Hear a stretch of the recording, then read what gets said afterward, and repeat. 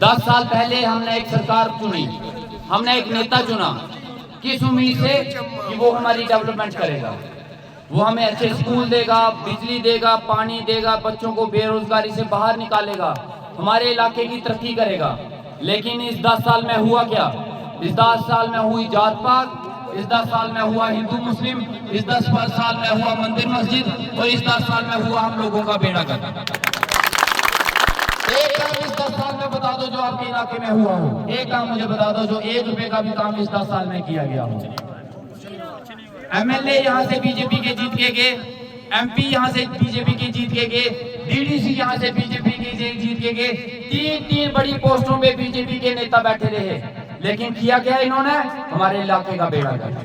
Thanks करने के लिए भी नहीं आया अभी तक। थैंक्स करना तो दूर की बात जनाब, ये अपनी शक्ल तक नहीं दिखाएंगे आपको। अब क्या बात करते हैं?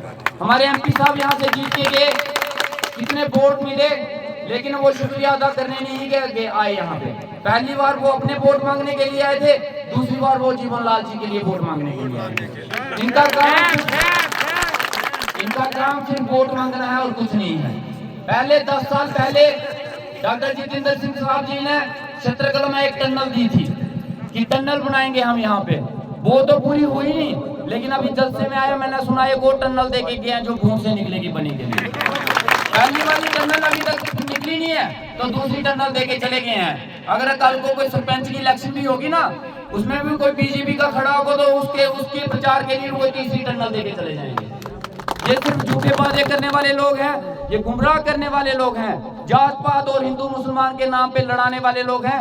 इनसे डेवलपमेंट ना हुई है और ना ये हम लोगों की डेवलपमेंट कर सकते हैं। को सच करने के लिए इन्होंने दिल्ली से लीडर मंगवाए, अब ये पैसे भी चला रहे हैं, अब ये खरीदने की कोशिश कर रहे हैं, ये सोच रहे हैं कि हम जनता को खरीद लेंगे, जनता को खरीदने की कोशिश कर रहे हैं। लेकिन इनको हम बता देते हैं कि हम लोग बिकाऊ नहीं हैं, हम इनके चंद पैसों और चंद गिफ्ट के चक्कर में हम लोग बिकने वाले नहीं हैं। मैं एक आम इंसान हूँ, मेरी कोई पार्टी नहीं है, मेरे पीछे कोई लीडर नहीं है, एक आम आदमी आपके लोगों के बीच में से खड़ा हुआ। आप लोगों ने, सरपंच साहब और सभी लोगों ने हौसला दिया, मेरी पीठ पे हाथ रखा और बोला चल खड़े हो जा, हम तेरे साथ हैं।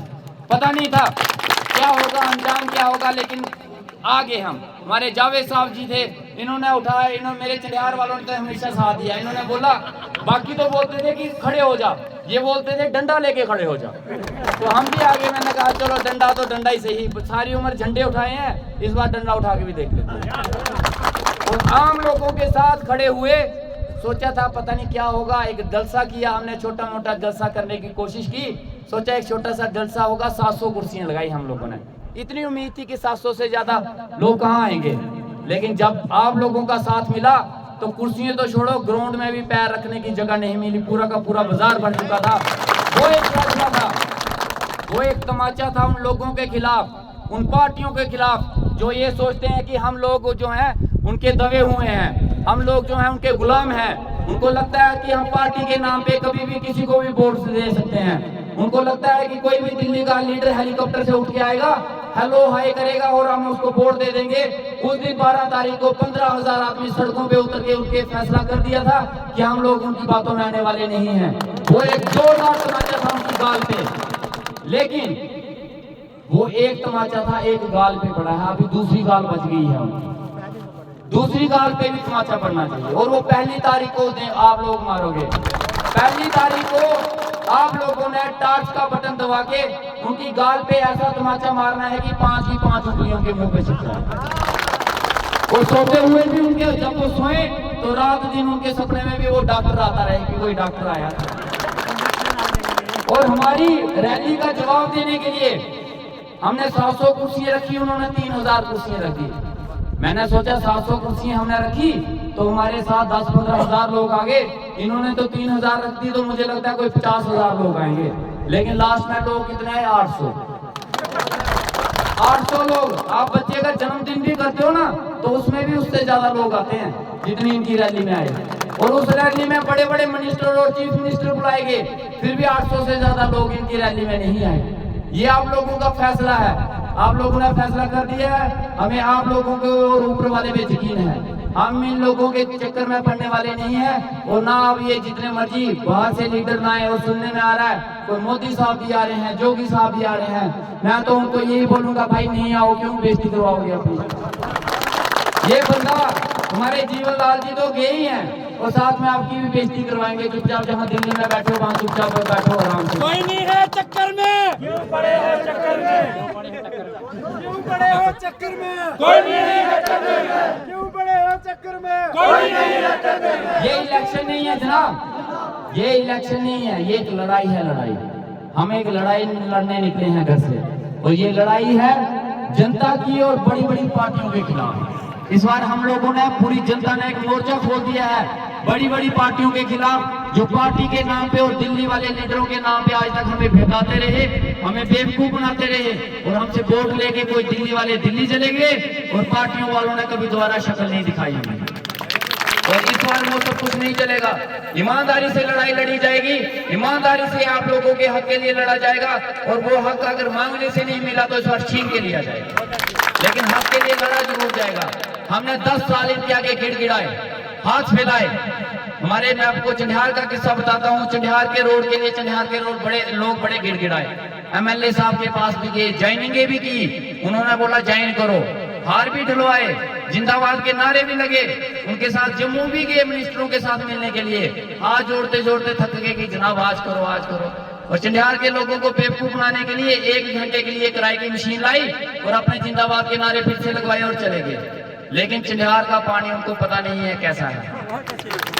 वो उन्होंने सोचा कि मैंने बेवकूफ बता दिया, लेकिन कितनी देर तक बेवकूफ बनाएंगे। वो 6 महीने के बाद चंडियार के, आज जनता आज उतरी है। चंडियार के लोग बड़ी देर पहले रोड पे उतर गए थे, और जब उतरे थे तो एक गधा भी साथ में लेके आए थे, उसके ऊपर उन्होंने लिखा था चंडियार एक्सप्रेस, और वो 3 दिन तक बनी हुई चंडियार एक्सप्रेस चली थी, और उन्होंने मांग के नहीं फिर छीन के रोड लिया था। और अब वो वक्त आ चुका है, हमें अपने हक के लिए लड़ाई लड़नी पड़ेगी। तख्त बदल दो, ताज बदल दो, तख्त बदल दो, ताज बदल दो। हम लोगों को अब एक लड़ाई लड़नी पड़ेगी। ये बात याद रखो, हिंदू मुसलमान के लोग नाम पे ये लोग हमें गुमराह करने की कोशिश कर रहे हैं।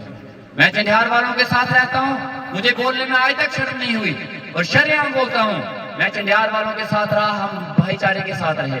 हमेशा जब इनका त्योहार आता था, ईद का, मैं इनमें शामिल होता था। जब भी होली और दिवाली का त्योहार होता था ये लोग मेरे साथ शामिल होते थे। कभी ऐसी बात नहीं, मैं अकेला हिंदू था चंडिहार में, लेकिन इन्होंने हमेशा मेरे ताबन दिया। और 9 साल में मैंने कभी चंडिहार में खाना नहीं बनाया, इनके लोग घरों के लोगों से खाना आता रहा और मैं खाना खाता रहा। और कभी ये बता दें कि चंडिहार में कभी दंगा फसाद हुआ, कभी लड़ाई झगड़े, कभी हिंदू मुसलमान, कभी नहीं हुआ। और ये लोगों के पास अब मुद्दे नहीं है बात करने के लिए। ये लोग जो वोट मांगने आ रहे हैं, जो सरकारों में रहे, ये वोट मांगने से पहले अपने काम गिनाए। काम इनके पास है नहीं, तो ये क्या बोलते हैं कि डॉक्टर टोपी पहनता है। अब इनके पास और कुछ नहीं है, ये डॉक्टर टोपी पहनता है, मुसलमानों को गुमराह करने के लिए बोल रहे हैं कि डॉक्टर आरएसएस का बंदा है, और हिंदुओं को गुमराह करने के लिए बोल रहे हैं कि ये टोपी पहनता है। ओ भाइयों, मैं एक बात आपको बता देता हूँ, इन बातों से लोग आप गुमराह होने वाले नहीं हैं। ये बड़ी पुरानी बातें हो चुकी हैं। इन बातों को चुपचाप बंद करो और चले जाओ कहीं बॉर्डर वाली साइड घूमने, चक्कर लगाने। अब आपका वही काम है, आप वही करो तो अच्छी बात है, और कुछ नहीं कर सकते आप। ये भाईचारा देख लो आप लोग, ये यहाँ पे हिंदू भी है, मुसलमान भी है, हर जाति और हर बरादरी के लोग हैं। इसको बोलते हैं भारत। ये है भारत। जो भारत आप बनाने की कोशिश कर रहे हो जीवनलाल जी, जो भारत आप बनाने की कोशिश कर रहे हो वो नहीं बनेगा। हम जैसे लोग उस भारत को बनने नहीं देंगे। हम उस भारत को बनाएंगे जहाँ पे हर जाति, हर बरादरी, हर धर्म का इंसान मिलजुल के रहेगा, प्यार से रहेगा। जो नफरत का बीज आप बोने की कोशिश कर रहे हो, जब तक हम जैसे लोग, आप जैसे लोग जिंदा हैं, वो नफरत का बीज इस जमीन में नहीं फलेगा। वो आपके घर में फल सकता है लेकिन जमीन में नहीं फलेगा। इलेक्शन का वक्त आ चुका है।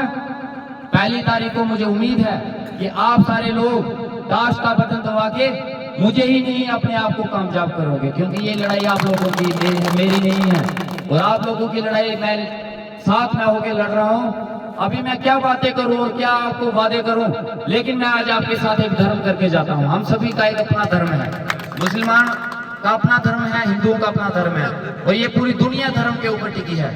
जिस दिन धर्म खत्म हो जाएगा उस दिन सब कुछ खत्म हो जाएगा। और मैं आज आप सभी के बीच में आपको एक धर्म दे के जाता हूं। जब मैं जीतूंगा किसी की टोपी नहीं उछाली जाएगी, किसी की दाढ़ी के ऊपर बात नहीं की जाएगी, किसी मंदिर के ऊपर सियासत नहीं होगी, किसी मस्जिद के ऊपर सियासत नहीं होगी। अपना धर्म है, सभी लोग आजादी से मनाएंगे, किसी के धर्म के ऊपर उंगली नहीं उठाई जाएगी। और एक बार 1 तारीख को ताज का बटन दबा के एक बार अपना धर्म निभा दो। 5 साल तक मैं अपना धर्म निभाऊंगा। ये मेरा आपके साथ वादा रहा। अभी नमाज का भी टाइम हो रहा है, हमें भी आगे जाना है, और मैं ज्यादा बातें नहीं करूंगा। अब मैं चाहता हूं कि जिस तरीके से आज हम यहाँ पे इकट्ठे हुए हैं, इलेक्शन के बाद एक बार फिर से ऐसे इकट्ठे हों और वो जलसा हो इतना बड़ा कि देखने वाले दुनिया भी देखेगी कोई बरमूदा में जलसा हुआ तो इसके बराबर कोई जलसा ही नहीं है। और हमारे बुजुर्ग भी यहाँ पे बैठे हैं। हमने तो कितनी ही सियासत देखी, इन्होंने तो काफी सियासतें की, एमएलए के, मिनिस्टर देखे, लेकिन जहां तक मुझे लगता है जो इलेक्शन इस बार ही हो रही है, जो जुनून लोगों में इस बार है, वो शायद इससे पहले कभी नहीं हुआ।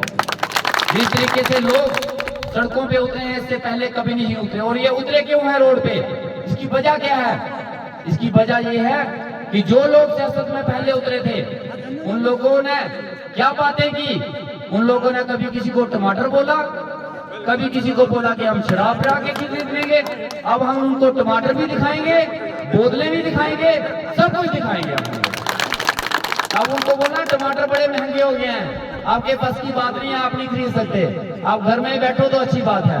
ये जवाब हिंदू, मुस्लिम, हर बरादरी, हर जाति का 8 तारीख को इनको मिलना चाहिए। इससे ज्यादा मैं कुछ नहीं बोलना चाहूंगा। और आप भी, हमारे मिंडा प्ले के भी लोग यहाँ पे आए हैं यहाँ पे, हाथ खड़े करके बता दो कितने लोग हैं। आप सभी लोगों के आगे मैं हाथ जोड़ के माफी मांगना चाहूंगा कि आप लोगों के बीच में मैं वहां नहीं पहुंच पाया। मैं आना चाहता था वहां पे, लेकिन मैं नहीं पहुंच पाया क्योंकि मेरे पास वक्त बड़ा कम है। हम तुम्हारे साथ हैं। डॉक्टर साहब आगे बढ़ो, हम तुम्हारे साथ हैं। और मिंडा के साथ मेरा रिश्ता बड़ा पुराना है। आप पहुंचा था, ये जितने सियासतदान आज घूम रहे हैं ना, इनमें से कोई नहीं आया था, मैं आया था वहां पे। आज मैं अपने वोट को मांगे हक दिलाने के लिए जरूर वहां पे आया था। आज मैं अपनी जरूरत के लिए आऊं ना आऊं, लेकिन आपकी